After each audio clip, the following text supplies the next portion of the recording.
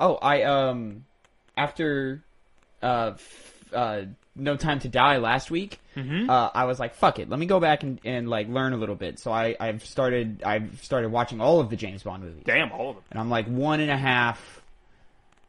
I watched most of the first one, fell asleep at the end, but it wasn't very good. So What's the first one? Dr. No.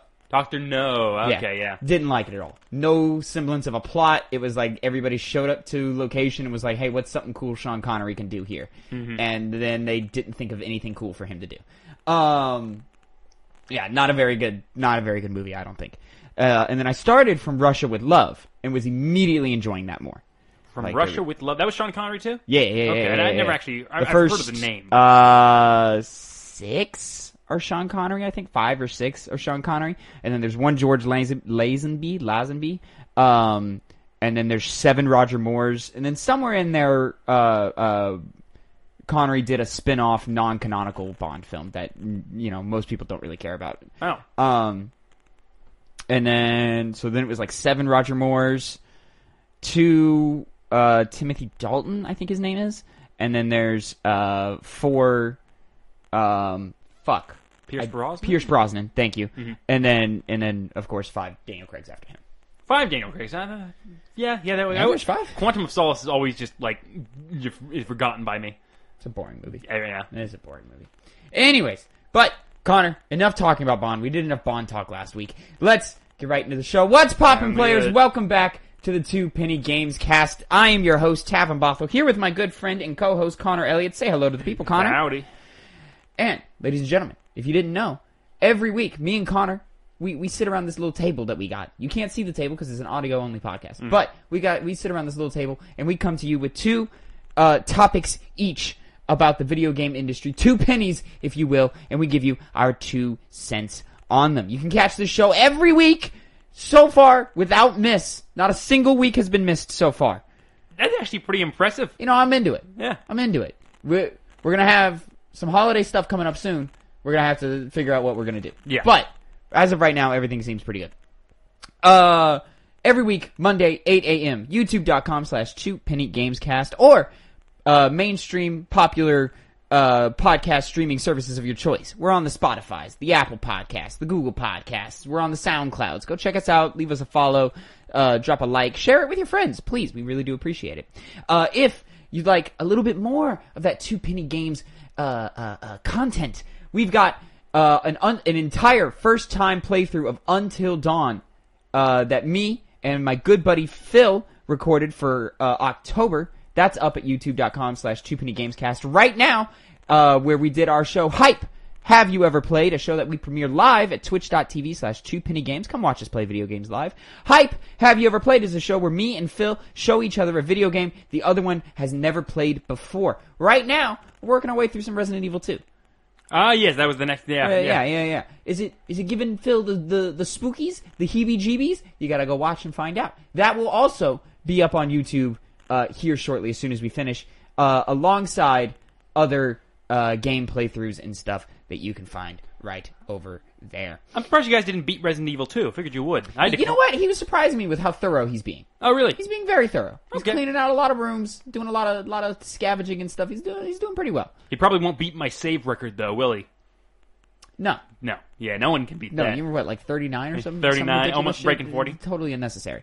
Anyways, but we're having a good time working our way through that. Come join us Tuesday, 1 p.m. Central Time. Hype, twitch.tv/2pennygames. But, Connor, let's get right into the news. Oh, I did that thing again where I forgot to take my first time code. I guess it's like a minute and a half in, somewhere around there. Anyways, first penny, Connor, or first topic, your first penny.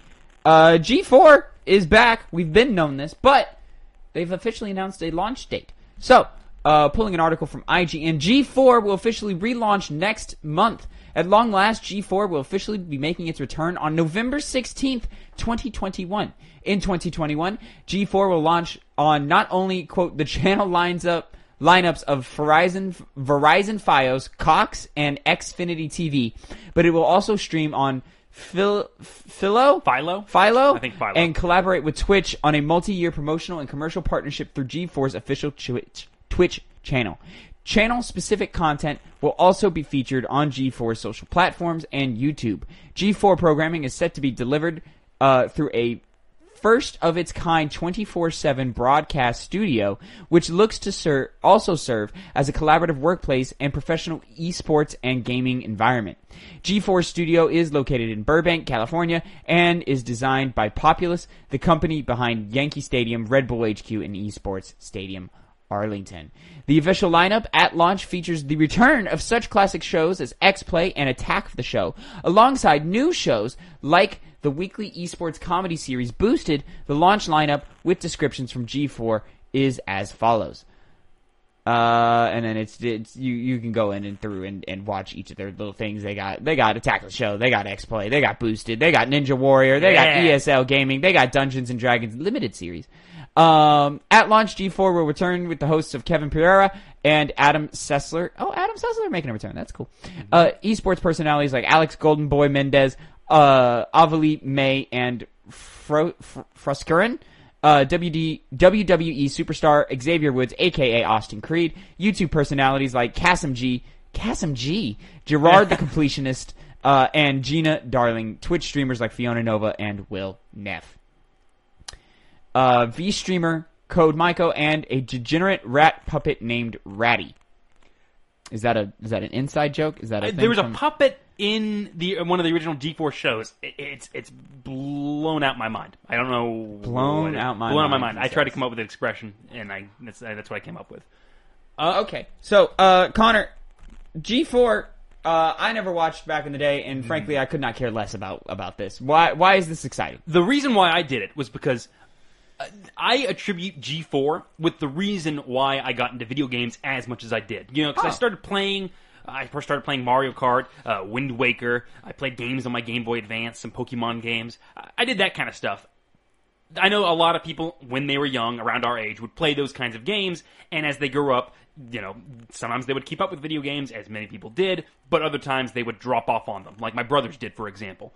But G4 is a channel that I would always go to right after school, because right when I got out at, like, when was it? 5 to 5:30 to watch X-Play. And sometimes I would watch Attack of the Show that would come on at 6. Time frames are somewhere around there.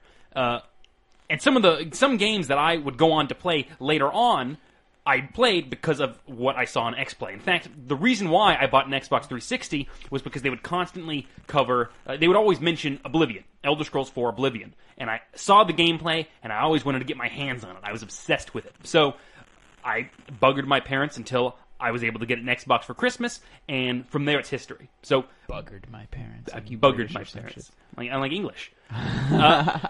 I would watch that show religiously, and I was very sad when it stopped. Okay. I know my friend Jordan would also watch this all the time, and it was something he would religiously watch when he was young. So, I'm guessing due to the fact that it's coming back, there's many other people out there who are excited for G4, because that really did serve as the basis for, where you got your video game news, where you got video game reviews, because I didn't go on Do you really think that, but do you think this really has a place in this day and age? It depends like how a 24/7 channel where I guess most of that is going to be dedicated to watching esports plays and Twitch, hire certain Twitch streamers and stuff to cycle out in between news show segments and stuff.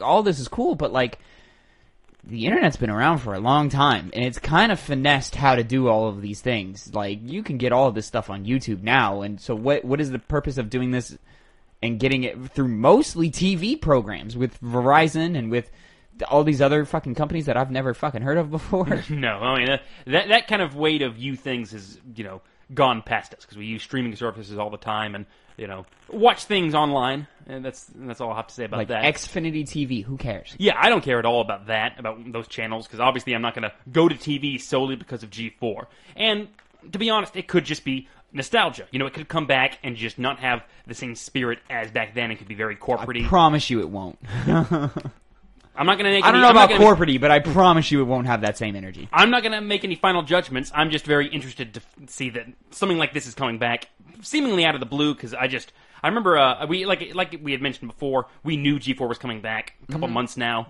Back when it first hit the news that they were coming back with G4, I was excited. I still have the same misgivings that I have now. Of course, they seem to be going to places like Twitch, so they're going to be trying to make it more modern, not just designate it to TV. So you have to have some kind of, pay for cable to watch this kind of stuff. Like I said, up in the air about whether I'll actually continue watching it, but as of right now, I'm excited to see what they do with it when it comes out. Okay. More power to you. Yeah. More power to you. Moving on, second topic of the day, my first penny. Connor, let's talk about this here Metroid Dread and how they're not properly crediting their developers. So again, IGN developer who worked on Logan Plant. Did I name the first one? Adam Bankhurst was that first article. I'm so sorry, Adam. Anyways, developer who worked on Metroid Dread doesn't appear in the credits. This is by Logan Plant at IGN. Crediting has long been a thorny issue in the video game industry, and Mercury Steam is the latest studio to not list every developer who worked on the game in the credits based on its internal crediting policy. As seen on Reset Era, Spanish gaming website Vandal published an article detailing how Madrid-based Mercury Steam did not list employees who worked on the game for less than 25% of the game's total development time. The article claims the game was in development for 4 years, meaning employees who worked on the game for less than a year were not credited. Vandal's article lists 3 developers who were not credited in the game, including 3D artists Robert Mejas, excuse me for mispronouncing names here, animator Tania Penaranda, and a third anonymous employee.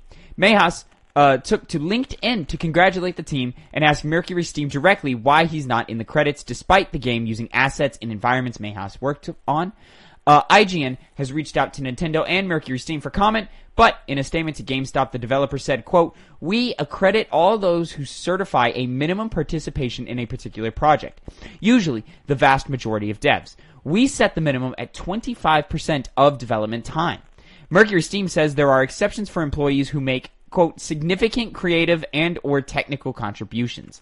Crediting in the video game industry is sometimes subject to Byzantine rules set by each individual company. There is no universal standard on who gets a credit for working on a video game, something that developers have criticized in the past. This is Mercury Steam's second time partnering with Nintendo on the Metroid series, previously working on 2017's Metroid Samus Returns on 3DS. The studio has also worked on several Castlevania games for Konami, and the studio has worked on several. Anyways, basically, you put in 9 months of work. You busted your ass, you worked real hard, you did the best you could, no credit. And this, I think, is really disappointing. Mm-hmm. One, because the game is fantastic. I've been playing the game all week. We can talk about that a little later. But the game is great. So it really sucks that some of these artists and some of these designers and developers who put in the work and put in the hours and put in the effort to really make it as great as it is aren't getting credited for this work. And it's why this industry really needs some unionization, desperately needs it. And I know it gets difficult because of how big the industry is and how global spanning it has become. But in show business, you do anything on set and you get credited for the film. The chauffeur who drives Robert Downey Jr. to and fro Avengers sets gets credited in Avengers movies. You step foot on that set, you're in the credits. Somewhere you do something, you're in the credits. If you really just look anywhere beyond that, if it's a unionized sort of creative way, you're going to be credited for your work, regardless. So it's really, really unfortunate that this is just a thing that we're just kind of dealing with and we're just letting go. The very bizarre thing is that it takes no effort on part of the developers to include somebody in the credits. It's literally a name. It takes 2 seconds. The graphics if there is graphics in this Metroid game for the credits, take way more work than actually just, like you said, just anything copying and pasting anything in the game takes way more work. You know how long it takes to make a credit sequence? I mean, you got to do all the backlogging and stuff of like, who was on payroll for what, et cetera, Right. et cetera, et cetera. So you have to, do your homework. But the actual work of just typing in a couple of names doesn't take that long. That's an intern job. No, not even an actual employee needs to do that kind of stuff. And yet they all of a sudden are like, well, you have to put in a minimum work, and otherwise, unless you did something specifically amazing for the game and you worked less than a year, we won't credit you. Which just seems petty in my mind. Well, what is significant? And that's the other issue, because if that, you could make an argument that some of these people that didn't appear in the credits were instrumental in a certain part somewhere, and without them, some aspect of it may not have worked. Or Metroid Dread is not Metroid Dread without these currently 3 devs who have come forward and said, "Hey, we're not credited for our work." Which is, if there's 3, I could see there being more that just haven't noticed, or haven't come forward, or just don't care or whatever. But it's just like, I mean, as you said, it's not that much work. And granted, like, we haven't worked on anything to the scale of a quote unquote AAA video game, but at the same time, like, I've done some minor editing. I know how long it takes to make text scroll up a screen and to type out that text. Yes, it's not hard. I even learned that in a 3-month film course when I was at the UNT. Exactly. Like, it's 10 minutes of like, how do I do this? Oh, okay, this is how I do it. And then the hour it takes to write everything out, and there's a couple hundred people who work on this, so maybe, it'll take the better part of your day to knock it all out, assuming, the same guy who's writing it out isn't the same guy who's, looking at all the pay stubs of like, okay, who worked on this game, who got paid for their work, et cetera, et cetera, et cetera. Assuming everyone's getting paid for their work, which is a problem here in the industry as well. So really disappointing to hear that. I really hope there's a patch that comes through and puts these guys back in. I mean, like, the Mass Effect Legendary Edition went back and took out there was a dev who, after the game was released, came out as transsexual, and they went back and edited that person's dead name out of the game and put their current name in there. Which, that's just the type. That's not effort they have to do. They could have copy and pasted the same credits, and it would have been like, okay, whatever. But like, they took the time to be like, okay, wait, this guy hasn't worked with us in 10 years. Okay, well, let's fix. But they identify as this now. Okay, well, let's fix that name real quick. It takes 2 seconds. Yeah, if they can do it like that, they can just add a couple more names. It's not difficult. Exactly, for a remastered video game. Like, let's care about people. Let's make sure it's easy for everyone to get credited for the work they do, and so that they can this affects them. If they're not credited for a game, then that affects their possible opportunities in the future. It really does, because when I apply for any kind of a journalism job, something that it always tells you is, okay, what have you written before? Include that. So working on a big game like this, it could really do a lot for smaller beginning animators or developers. Now, I really assume if you're working for a Nintendo product and you're on something as big as Metroid, even though I know Metroid is not the biggest franchise in Nintendo's portfolio, but like, it's a beloved franchise. It's an important franchise. So, like, I'm sure these aren't amateurs who are just on the list, but the amount of prestige that comes with working on a Metroid game, especially what is now the biggest Metroid game of the franchise history. This thing is doing pretty well. Let's make sure everyone is included here. And they're probably not going to do it at this rate, unless there's, for some reason, somebody has a heart and says, okay, we'll order someone to go back there and change it. But in reality, that might not even happen. Exactly. Unfortunate, but let's just hope for the best and that people do the right thing. Connor, let's move on to topic number 3 here. Your second penny. Connor, some Elden Ring footage has leaked. Yeah. It's not a whole lot. We did pull another IGN article, but honestly, there's no reason to really read that article. It's really just 30 seconds of footage, and what we really want to talk about is that the internet's reaction to this footage. So, it's 30 seconds. It's a dude standing on a mountain, walking around a little bit. You get some camera things. It looks really open. It looks like the most open thing that we've ever seen in a From Software game. By far, not even relatively close. Yeah. Even compared to Sekiro. And there's really nothing to really pull from this other than it's someone who is clearly a From Software character walking around, looking around some mountains. There's a bird. There's some trees. There's some grass. There's really nothing to pull here. No. The thing everyone was going crazy on was obviously the jumping, because we had seen gameplay bits before. But the fact that you can jump in a Souls-like game that's not Sekiro, Right. kind of, whoa, go crazy. Well, I also saw a lot of people criticizing the visuals of the game because it's not, it's not the prettiest looking it could be for a game that's set to come out, months from now, and who knows how old this, we don't know how old this footage is. It's reported to have been recorded on an Xbox One, mm-hmm. So what is that, 9 years old now? 8 years old now? How old is it? 8 years old. It's 8 years old now.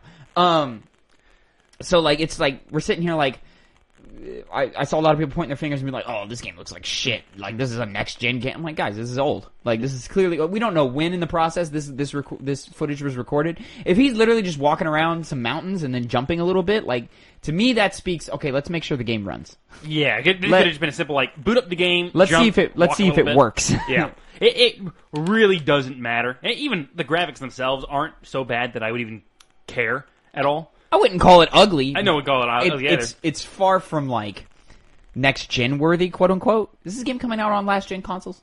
I believe right? it is. Yes. Yeah.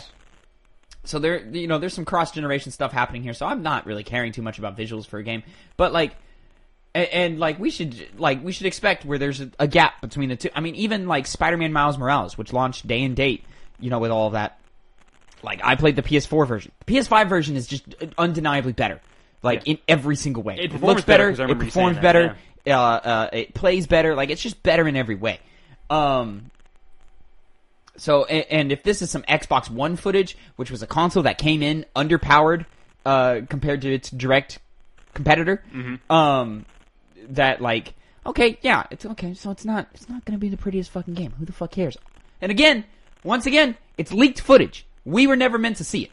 Yeah. The QA tester, I think, got fired over this, or something happened to him. I don't even know if even that. I remember someone was saying something online. This is on the internet now. You know, I'm happy that it's coming out. I mean, the fact that you can jump is nice.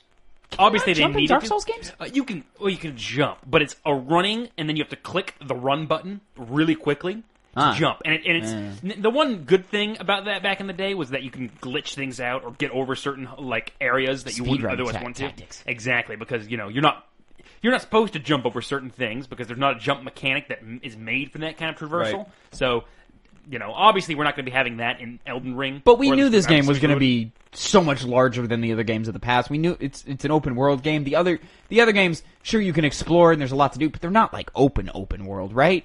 They are. You can go anywhere you want. They're open, but they're not like go to this town and I imagine there's going to be some kind of fast travel system in this game. Yes. I mean, there has been. The only one that didn't have that was the first. No one had that, but you had to get it on later down the line. So yeah, they would not do that part. Yeah. I mean, we kind of already knew there was jumping anyway. We just didn't see it. So now we see it. That's in the video right there. And then, let's be honest. Do we think this is going to have any true effect on combat? No, it's traversal. It's so that you can get around and jump over some rocks. Yeah, I would assume. I could be wrong. It looks like that's what he's doing right here. I mean, just jumping around some not rocks. Not much. Yeah, there's no climbing as far.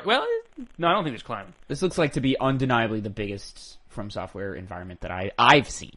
I mean, before even the game had any footage, they were saying that. This, in terms of scope, both in terms of apparently the story, but also mainly the world itself, it's the biggest. With what you can do and how just much area there is to cover. It's also worth noting, I saw quotes going around that this is not the footage that press saw a few months ago or whatever. Whenever they saw it, we talked about it, how press were coming out whoa, this game looks amazing, mm-hmm. Yada yada yada. This is not footage that they saw.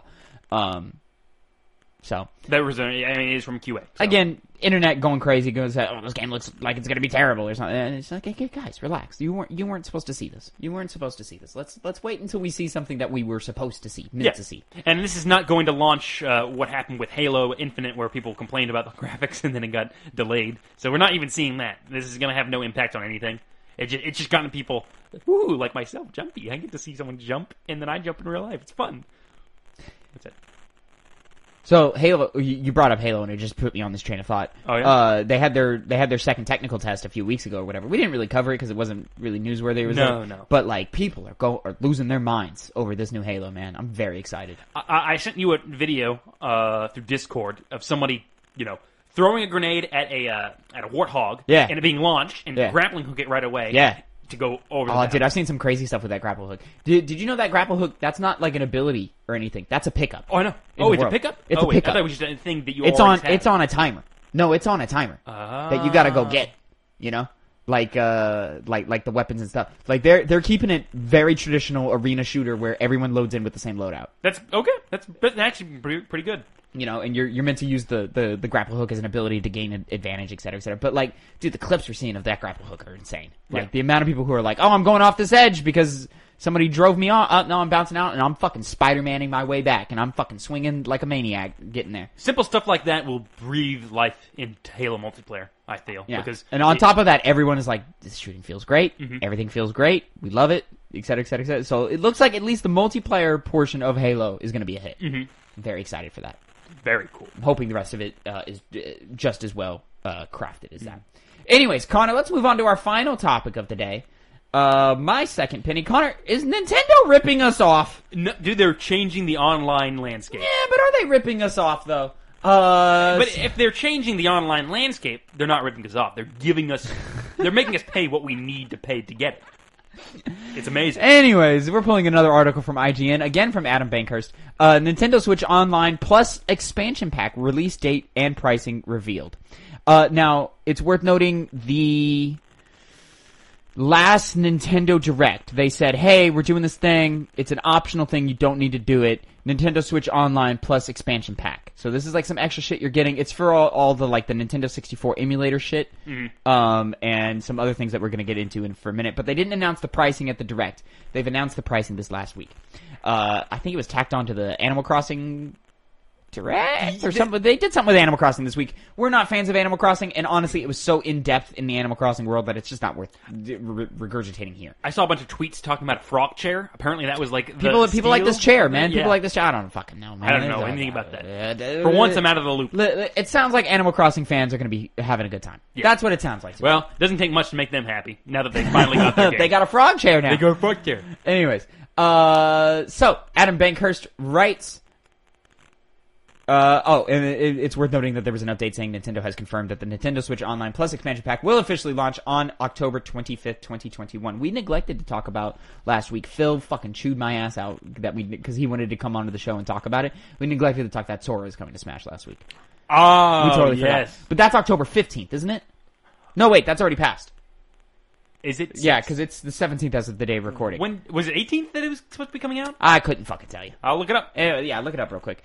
Also, we're recording in a nebulous space. I saw Xbox was teasing a lot of Fable stuff coming out tomorrow. Yeah. The day you guys are getting this podcast. So if Fable blows up and you know, it's a gameplay video, it's some release dates, I don't know. I doubt it's anything really that substantial, but Xbox was teasing some Fable stuff. So it's worth noting that we just live in an era, in a period of time where we don't have access to that information.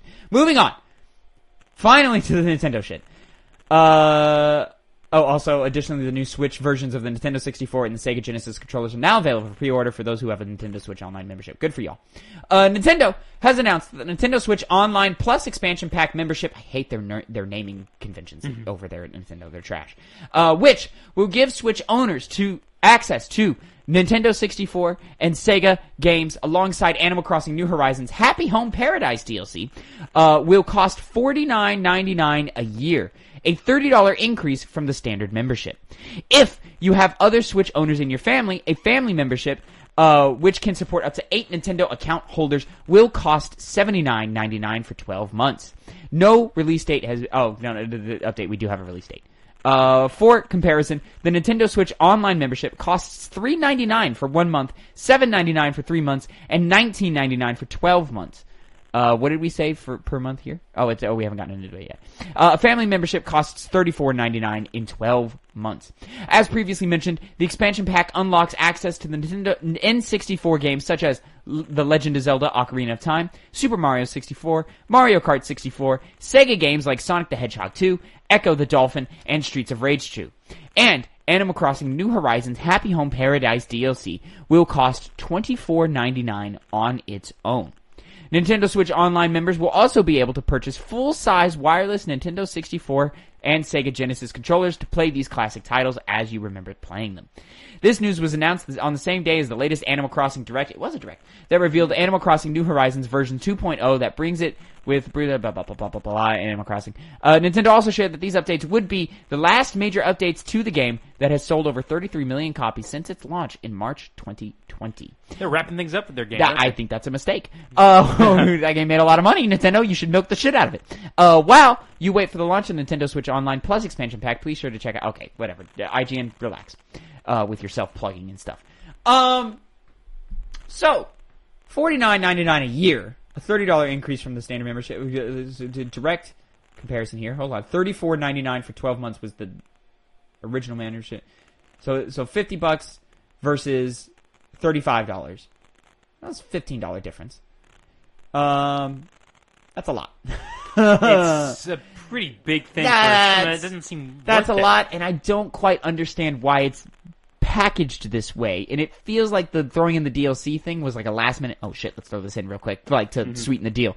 Because the N64 emulator shit, not worth it. There's a couple of games. Nowhere near the full catalog that you need to play these games on, and like even fewer of which are really worth. I mean, sure, The Legend of Zelda. Yeah, that's the big one. That's important. Mario 64. You just gave us a port of that with the 3D All-Stars collection, to which it looks better than it did on the N64. Not much better, but it does look better. So why? Granted, that was a limited release. You can only get it physically now if you can find like a reseller or something, versus like you can't get it online as you should have when it was available if you had the opportunity to. But like we have the NES Online, we have the SNES Online. Those are bundled in with the Nintendo Switch Online thing already. Why is this N64 thing not tied into? I'm not mad that you're raising the price. What I'm like. You're upset at the content that's being offered for the price increase. It's not. It's too much of a price. It's $15, you know, versus like a $5. Okay, sure, that makes sense because you're just not. There's not enough meat on the bones here for you to do this. And throwing in the DLC, it's like okay, I do that once. and then what do we do from there? It would be better for me to just buy the little $24, $25 expansion one time, and then I get to play it as much as I want. Mm-hmm. You know, why are you bundling all these things together in this weird way? This is one of those weird Nintendo decisions that they do to where you're like, all right, why did you do this? Why? Nintendo is known for trying to milk as much money out of things as possible. I mean, if you look at the Nintendo eShop, it's almost impossible to find certain games go on for sale. They're always market price, even years after they come out. You still find them for the same price. Official Nintendo releases and stuff. Yes.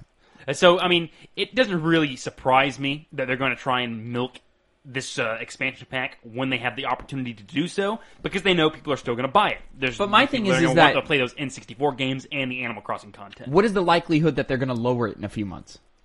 Well, I guess it's not likely. Like this is going to be that price forever. Like this is expensive for a recurring charge to keep happening. You know. Yeah.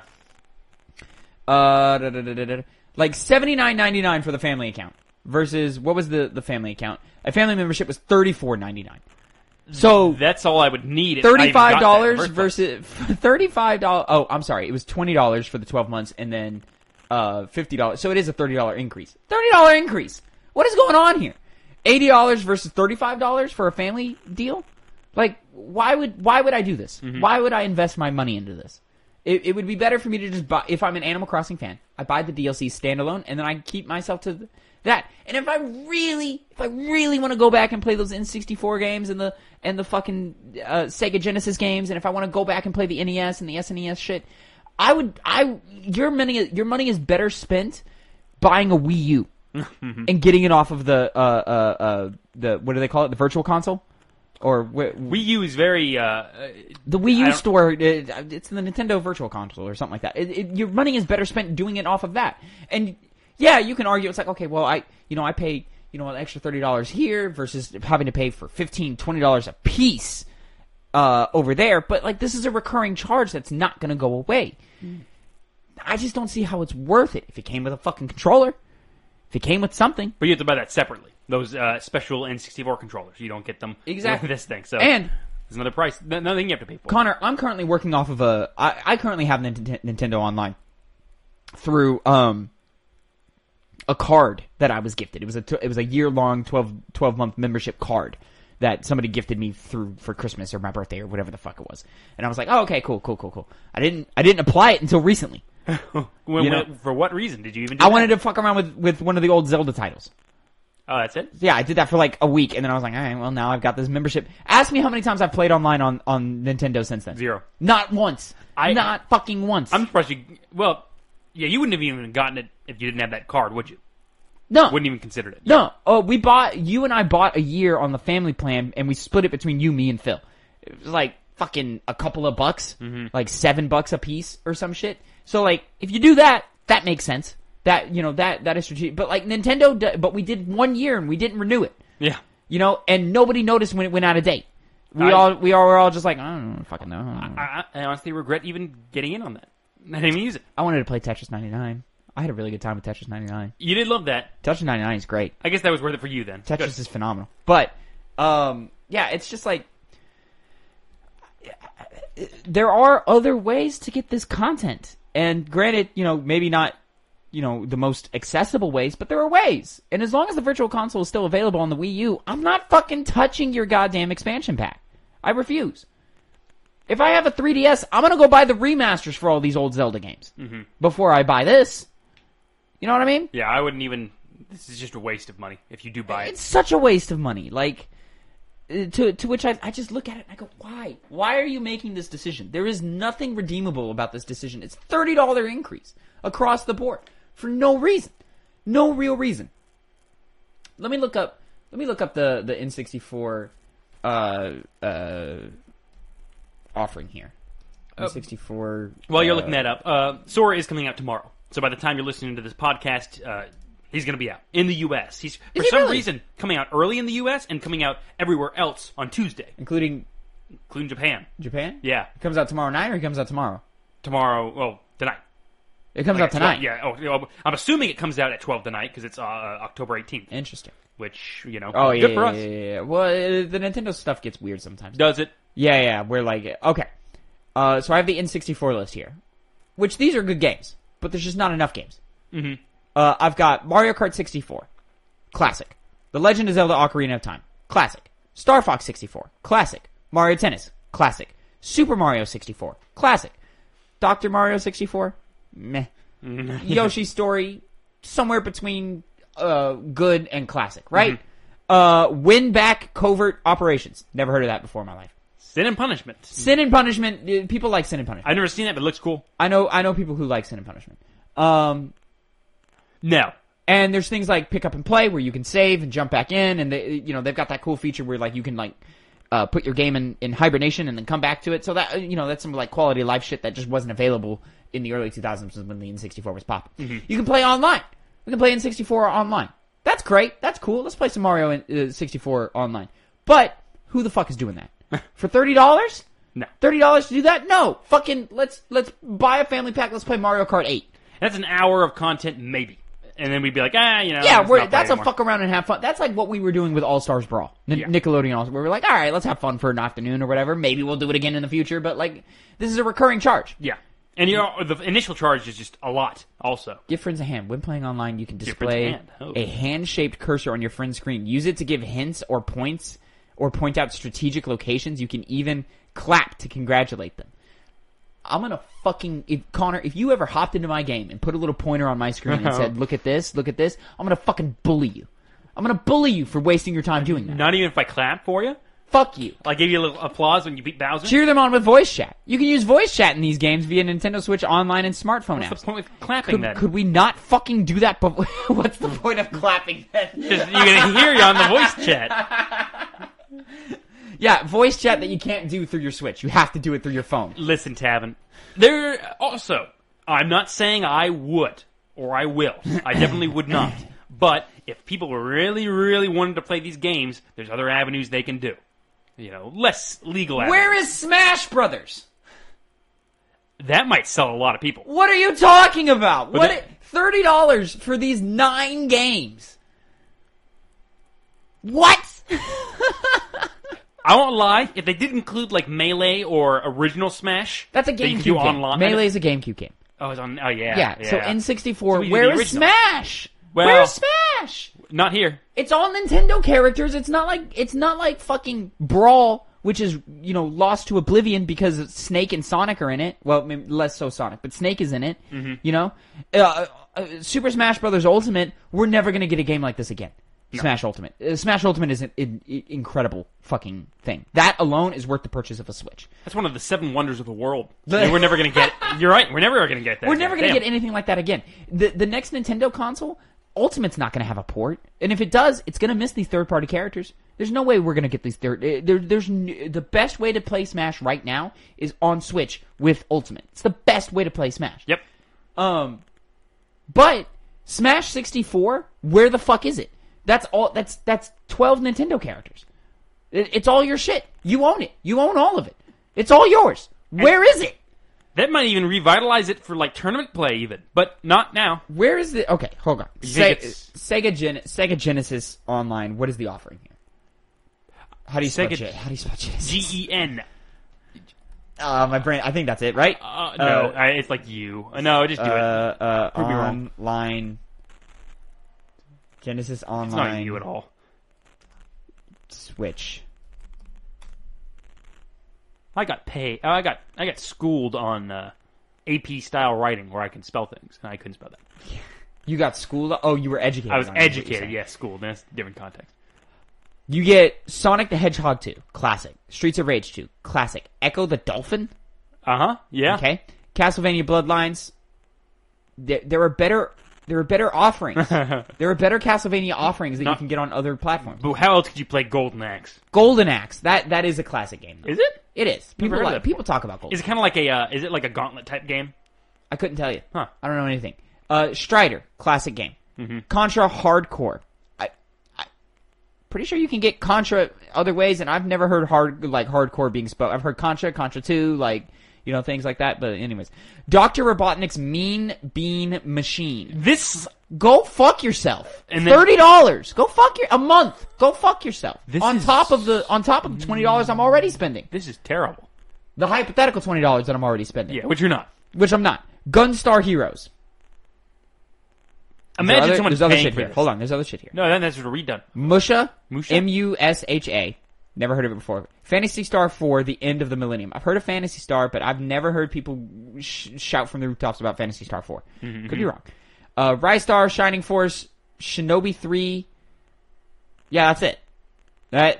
It's those 1, 2, 3, 4, 5, 6, 7, 8, 9, 10, 11, 12, 13, 14 games. Plus the 9 N64 games. Why do we have more Sega Genesis offering than an N64 offering? Because they're worse, but you get more of them? Listen, I understand there's really not that many N64 games you need to go back to. We're in that weird era where we're transitioning from 2D to 3D. Games didn't handle it right. We struggled at the gate with the 3D games, okay? Mm-hmm. But there are classic fucking 3D games. Where's Majora's Mask? On the DS?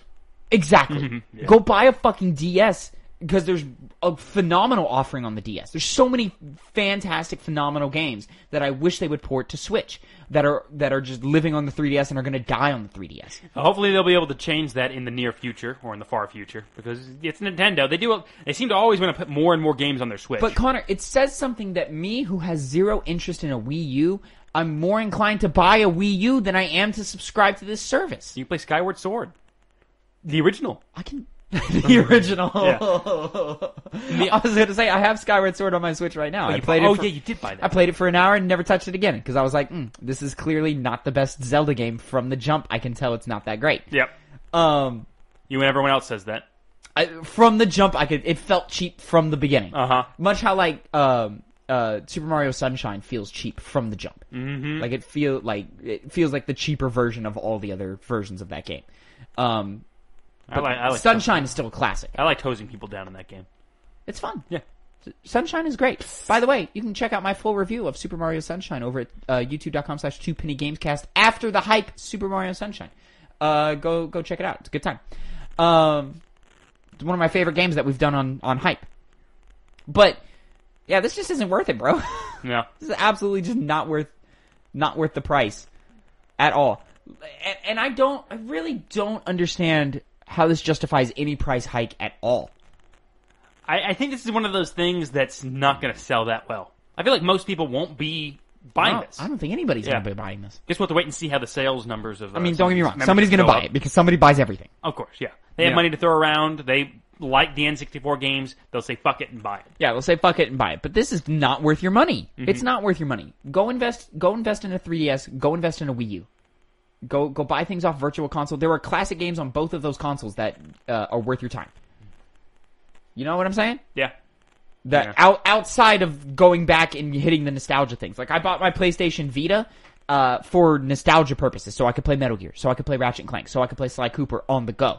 But I'm also playing games like Freedom Wars, Persona 4 Golden. You know, I was tossing around on whether or not I wanted that Killzone game because people liked the Killzone game that was on that. Uncharted, Golden Abyss. There are great reasons to buy a Vita. There are better reasons to buy a PlayStation Vita than there are to subscribe to this fucking service. You see what I'm saying here? Ridiculous. This better not sell. They better not, because then I'll be. My thing about it is that they're not going to change this. Spend that much. These games are going to be locked to this service forever, and they're never going to fucking change it. Mm-hmm. And they're going to be like, oh, but you can get that Animal Crossing DLC. That's great, Nintendo. I didn't buy Animal Crossing. Yeah, that's not really. It is strange to put that DLC in. The more I think about it, due to the fact that if you do have Animal Crossing, you would get it standalone. You wouldn't feel the need to do it this way. It's worth noting. Let's compare this online service to other services by their competitors. Xbox Live Gold, PlayStation Plus. Both provide online services where you can play and game with your friends. I don't have to go to a separate device to talk to my friends. I plug in a mic into my controller or into my console for a Bluetooth mic, and it fucking works. You know? And I talk to them within the ecosystem of that console. Mm-hmm. I get 2 free games every month, which are often games worth your time. With PlayStation, I get 2 free PlayStation 4, I get 1 free PlayStation 5, and I get I think I get 1 or 2 free PlayStation VR games. Mm-hmm. And if you've been a subscriber of the service for years, you got PS Vita games, you got PlayStation 3 games, you got a bunch of shit. There's a bunch of shit sitting on my Vita that I could play, but I won't play because they don't look that good. But those are games that if I'm broke and I decide, hey man, I'm never gonna buy another video game ever again, I've got a backlog of video games because I've been subscribed for years that I can do that. No such offering on the Nintendo Switch. They're never with their online service. Nintendo has never been known to be a big player. They've never rivaled any of the other people. But the default pricing structure difference is, what was it? Hold on, let me look. $20 for 12 months. So $20 for that, to play online, to talk to my friends, and get a couple of NES and SNES games. That's the offering. Mm-hmm. Okay, so now you want to add $30 on top of that for a couple of N64 games, for a couple of Sega Genesis games, mm-hmm. and some Animal Crossing DLC. What? That doesn't make any sense to me. And we've been ranting about this for a minute. Or I've been ranting about this for a minute because I just don't understand. You're inflamed. I'm inflamed. Passionate. So you know what? We've said all we need to say. Let's move the fuck on. Nintendo, get your shit together. They won't. Fucking give me the 3D All-Stars pack back. What the fuck? 3D All-Stars. The Mario 3D All-Stars. That was with the Mario 64 Sunshine. Oh, Galaxy. Yeah, that's where the fuck is Galaxy 2? Galaxy 2 just meant to live indefinitely on the Wii? People love that one more than the first one, but some people, probably not. Some people, I thought it was the general consensus that 2 was better. No. No? Have you played 2? No. Played 1? Yeah. 1 is one of the greatest video games I've ever made. Mm-hmm. 1 is a phenomenal video game. My personal favorite of the 3D Mario game. Better than the famous N64? Oh, I forgot Odyssey. I do like Odyssey. Do I like Odyssey more? Oh. You've never asked yourself this question before, have you? I have asked myself that question. I go back and forth. It's hard, man. It's hard. Well, it's a hard question. Which one has the better music? Kind of the same, except for that one Odyssey song. They're both classics, man. But classic music, classic gameplay, classic games. Classic games. We can call Mario Odyssey a classic game, right? 3-4 years? Nah. 3 years down. It needs more time? Yeah, it needs more. It'll be one, but you think so? Time. Oh yeah. I mean, Mario games kind of have a tendency to be classics anyway. Okay, well, your game released the same year. Breath of the Wild, classic game. Oh yeah, that'll be a classic game. Why is it already? Eventually, you're saying. Yeah, I'm not saying it now. Okay, you're just not throwing the word classic around. I'm saying you're not these kids on Twitter who are saying, classic. Things are classic as soon as they release, or classic before they even release. There was a moment where I turned on the radio to listen to classic rock, and Green Day came on. So to put that into perspective, Green Day, 20 years old. Yeah, it makes sense now. Yeah, but that's like that. You gonna tell me American Idiot is not a classic? Oh, it is. It's a classic. But video games need that time before they can be considered a classic. I agree. That's why N64 is a classic. That's why Sunshine is a classic. It's why Mass Effect is it a classic? I'm calling the trilogy as a whole. I'm calling a classic. But is it 2011 though for a 3? A lot of people would argue 2012 for 3. By the way. Yes, March 2012. I want to say. A lot of people call Mass Effect 2 a classic. I will call it a classic. I still wouldn't know if I'd call it that right now. I think with the improvements of the Legendary Edition, the first one should be considered a classic. I guess, yeah, I'd say the first one barely makes it because of the Legendary. You see, I'm just going, and also we have to look at the influence of Mass Effect. There's a lot of RPGs out here who aren't doing what they're doing without Mass Effect, man. Mass Effect as a trilogy as a whole, classic. Don't have that dialogue. The games individually, give or take, your cup of tea. As a whole, that trilogy, classic trilogy. I think that's 2012. That's almost 10 years since the trilogy ended. You can call Mass Effect 3 classic. I wouldn't do that one. No, I couldn't do that, or even 2. I say 1 because now we have an updated version of it that is so much more superior, like you said. What's your personal time? Can you tell we haven't been playing that many video games this week, and our what we've been playing segment is going to be pretty short? It's going to be. I'm going to say one thing, and that is it. I'm not going to say too much either. So what's your time thing for classics games? I would call Uncharted 2 a classic, but that game 2009, I believe, so over 10 years old.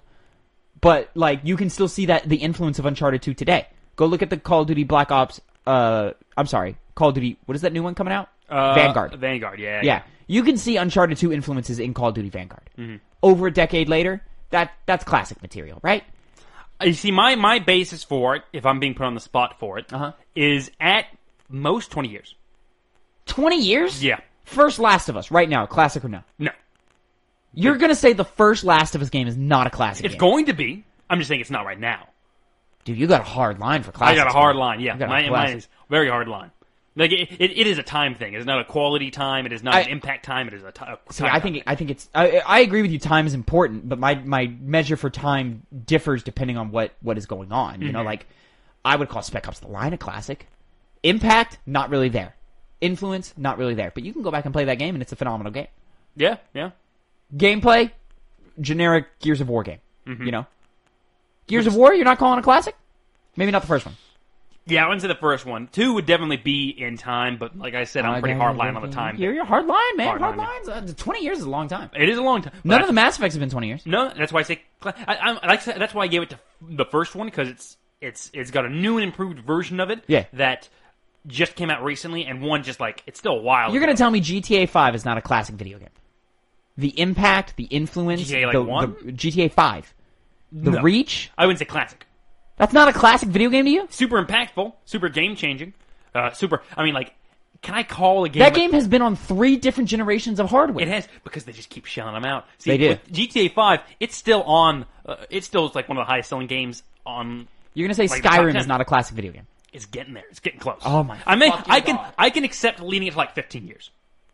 15? Hey, I made a concession right there. Connor, do you know how many games are 20 years old? This is a young industry. Hey...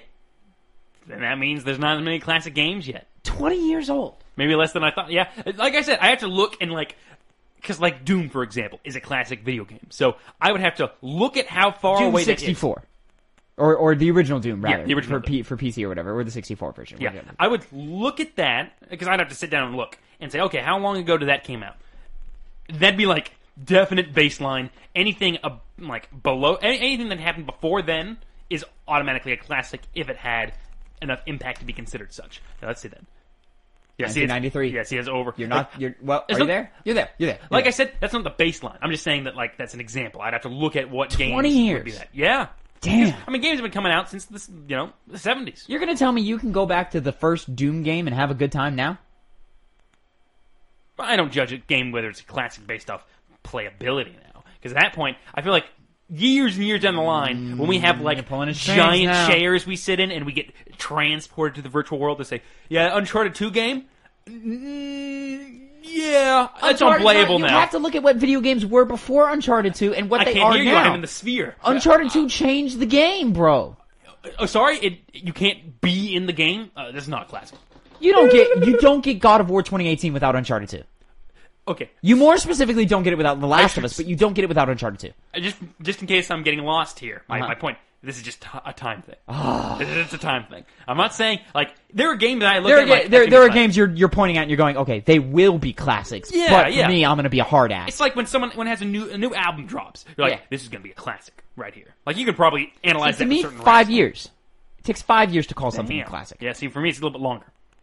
I won't say 20 years. You have to measure quality versus impact versus, like, what are we talking about when we talk classic games, you know? Which is why I can't also definitively, because, like, mine still thing is, like, time. It's just how long have the sands shifted before. But time kicks the shit out of this industry. Because it's so interactive. Yeah. You know, so, like, you go back 20 years, you're going to have a hard time having fun with those games. With a modern lens. You're going to have a hard time. You know what I'm saying? You might. I can't accurately say that I would, because some older games I have a pretty easy time playing, you're struggling. Twilight Princess, Wind Waker. Twilight Princess isn't 20 years old. I'm not saying I changed it to 15. And I'm not saying that it is a classic right now. I'm just saying that later down the line, I'll be able to play. First of all, you're going to call Twilight Princess a classic? Yes. Yeah, that is an amazing Zelda title. Amazing Zelda title. Until Breath of the Wild, I don't think we've had a classic Zelda title. And you know how I feel about Breath of the Wild. But until Breath of the Wild, I don't think we've had a classic video game since Wind Waker. And Wind Waker was not beloved at first. No, it was not. Time had to give it the edge that it has now. Twilight Princess, I think where it is now and where it was back then and where it will be in another 10 years, exactly the same. Hey, but that's a game that you can drop in and play it pretty nicely. I mean, that looks better than some indie games that come out today. That plays better. It plays very fluidly for a game made all the way back then. It plays well, but I don't know if that's like a drop in at any point and have fun. Like, the first couple of hours of that game are pretty rough. Sure, that's more story and just, like, not the gameplay. It's rather just, okay, you're getting to, I want to go travel on the sea. Too much tutorialization in that game. But, like, I can't believe you're not calling the first Last of Us game a classic. I can't do it, Jack. I can't do it. That game's almost 10 years old, and it changed the entire landscape of video games. Which is good, because it will be a classic. You're going to tell me the first BioShock isn't a classic? 2007.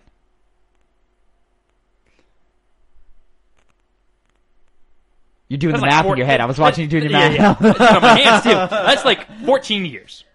Okay, you know what? Let me do that. You gotta let 20 years is too much. No, I said I dropped it down to 15. You said you would stretch to 15. Maybe I should reiterate that. I will drop it down to 15. Just in case, like, in my mind, I was like, it's 15 now. That's by the way, this conversation has changed the title of the podcast, by the way. It was, what was it going to be? Do these Elden Ring leaks mean anything? Now it's what makes a classic video game. Two idiots fighting. What a classic video game Like, almost an hour into the podcast, you gotta get for this conversation. So I will make the baseline just because it fits with what I'm saying right now. 14. So therefore, 14. That's such a ridiculous. Like, I am not giving Last of Us as a classic yet. How are you not giving Last of Us a classic? Time. It needs Look more what time. it did to the industry. It doesn't matter. It needs more time. But you can see its influence. When there are so many video games you don't get today without The Last of Us. When the last civilization falls, I will think in concept of time, not in what it did, but in time. No, you have to think of what it did. In time. And like, how do you define things in history? You define them the Byzantine era.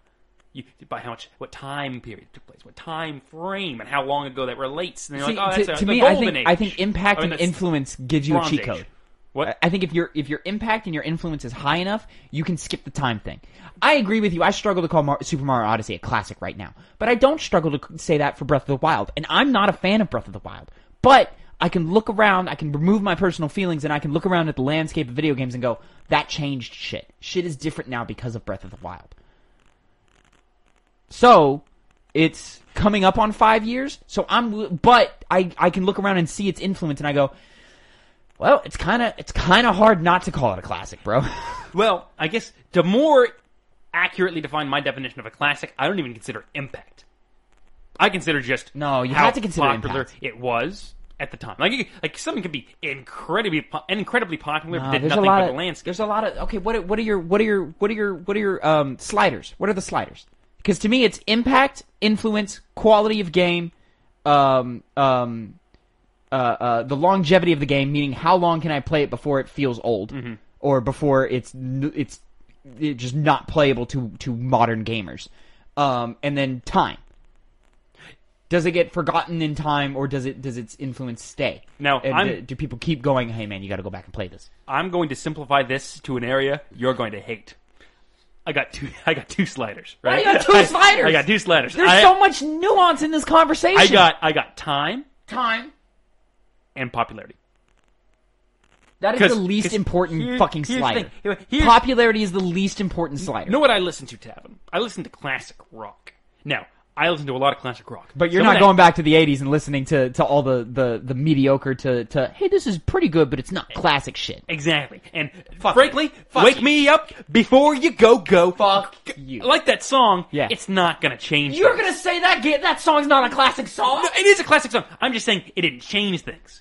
It didn't change the landscape of music. Like, you are fucking insane. Someone listened to Wham and said, fuck, you man, are insane. This is changing this goddamn game. I don't know what to do now. Insane. I think I'm going to have to shift things up. I can't see anybody believing that at all, but that's a classic song. Connor, you don't get Pharrell Williams happy without that song.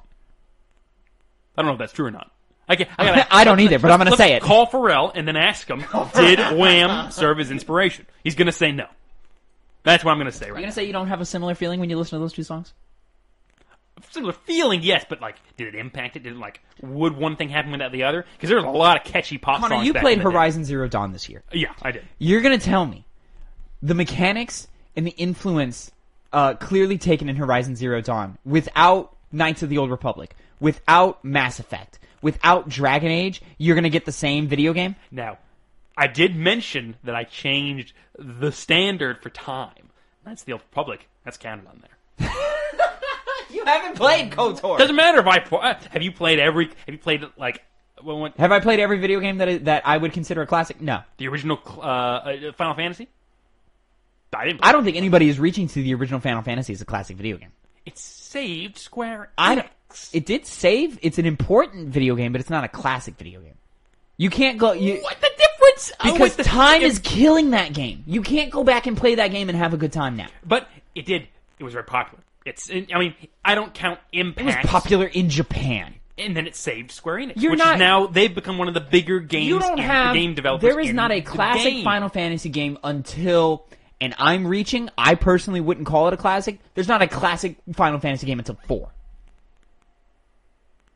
Personally, 4 was the first classic one. I don't go until the first big popular one. Personally, I don't go until 6. 6 and 7 are classics. I think people hold 9 to classic material, yeah, right? Not 8, but 9. Not 8, but 9. A lot of people like 10. Is 10 a classic game? Yeah, because it came out in 2001. And then you skip to what? Then you had 7 remake? They had an MMO, which was flopped at first. Now it's got so much impact. I'm seeing 11. It's breaking mad records with its level of 11 was an MMO as well? Yeah, it was. Oh, okay. Yeah, I didn't know that. I don't know if it had a rough start, but it's definitely considered one of the better MMOs that's been out. Like it was big. But people aren't reaching for Final Fantasy. You're going World of Warcraft. You're going fucking Star Wars: The Old Republic. Before you're going to Final Fantasy 11. I would not argue if Final Fantasy 11 is a classic video game or a must-play video game, or But Final Fantasy 14 making its way there. Mm-hmm. Making its way there. I'm not going to say it is right now. It's making its way there though. Which is that again? Final Fantasy 14. Yeah. That's the current MMO that launched and sucked, and then they relaunched it, and everyone loves MMO. it now. It's now the biggest MMO on the market. Yeah. Yeah. With the exception of probably Warcraft. Yeah. It overshadowed it now. Now, as far as history of these games is concerned. Yeah, but that's like an internet thing, man. Yeah, people have fallen off Warcraft for a while. If you were watching the Resident Evil 2 stream this last week, we had a conversation. I did watch of big songs. Yeah, but I don't think you were there for that conversation. I was that not. We had we had our man Fergus in the chat. He was pulling up stats for all these classic songs. Did you know Carly Rae Jepsen's First of all. Well, I've already ruined that conversation because of the way I phrased that. Let me think about it. Okay. Which song is more influential, impactful, more of a classic song? Carly Rae Jepsen's Call Me Maybe or Beyonce's Single Ladies? What's the more important song? Important song is the Ladies. That was Single Ladies. It's taking you too long to answer that fucking here's question. the thing. I have never fucking heard I'm a Single Lady. I've heard the chorus. That's it. You haven't heard Single Ladies? No, never. You need to go listen to Single Ladies. So This is a great song. I just like, beep. I'm like, oh. Phenomenal song. But you've seen clips of the music video. You know the dance. You know the dance. Oh, I know the dance. You showed me the dance. Undeniable influence. Undeniable impact. Yeah, right. You know, one of the biggest songs of one of the biggest artists of all time. Yep. And most important artist of all time.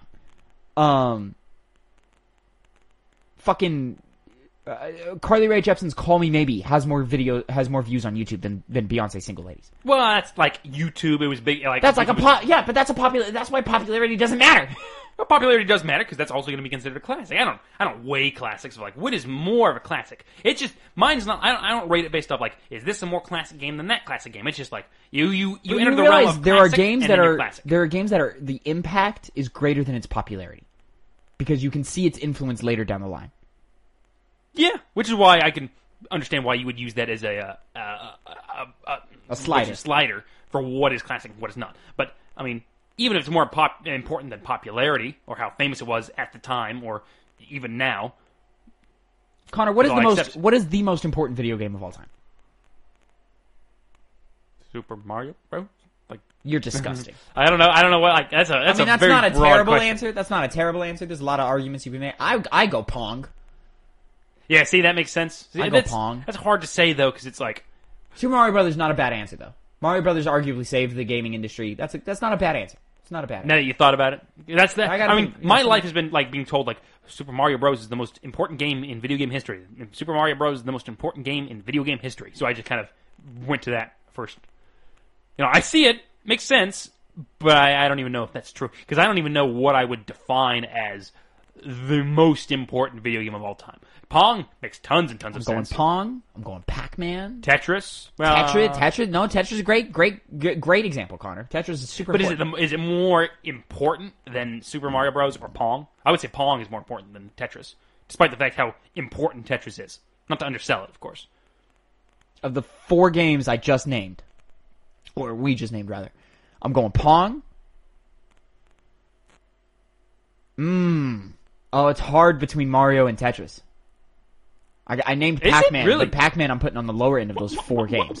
However, is it? Pac-Man was like the arcade game to play at the time. Like you went to the arcade and let's go play some Pac-Man. Let's get the dots. It's the same thing with Tetris. Tetris you can play at home too. Play a handheld. There's a reason Tetris is still important today.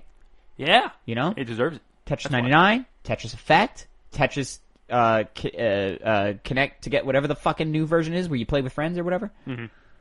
Tetris is important. It's a classic. Most important, I don't know. Yeah, most important. I'm going Pong. This went from classic to most important. Maybe Mario. 2 different conversations. Yeah, 2 different conversations. You know? Classic, lot more, wiggle room here. Because to be frank, the most important game of all time. But Connor, in reality, no. There is the most. Real quick, I'm sorry. Okay, most important game of all time is, without a doubt, now that I think about it, Fallout New Vegas.